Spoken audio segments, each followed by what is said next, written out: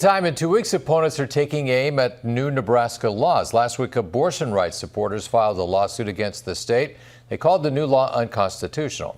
Tonight, opponents of a new school choice law are using a different tactic. Brian Massery has our coverage from Lincoln.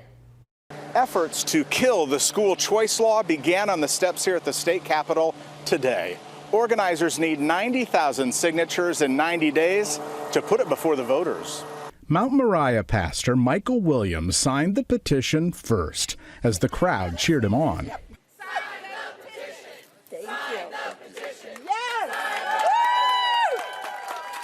Only 89,000 or so more to go.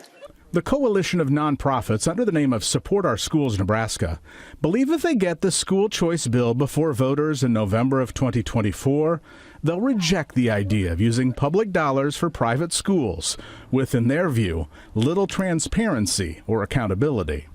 Private schools receiving those same public funds do not have the same public reporting requirements.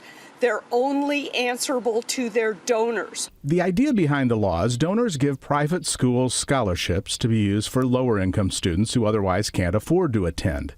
Up to $25 million in tax credits annually, at least to start, a dollar-for-dollar return on the investment for donors. LB 753 gives donors their entire donation back on their taxes, unlike donations to public school foundations, to cancer charities, or to churches. A week ago, the bill became law on these very same steps as children spelled out a message. Governor Pillen believes the school choice law will benefit Nebraska children who need the break the most, those in poverty or foster care or being victimized by bullying. Those here today, though, don't see it that way.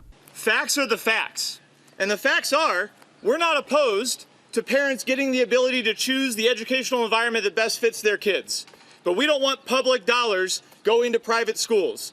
Public dollars need to go to schools that are accredited, because in LB 753, they don't have to be accredited to receive this money. The 90-day window to collect 90,000 signatures starts now.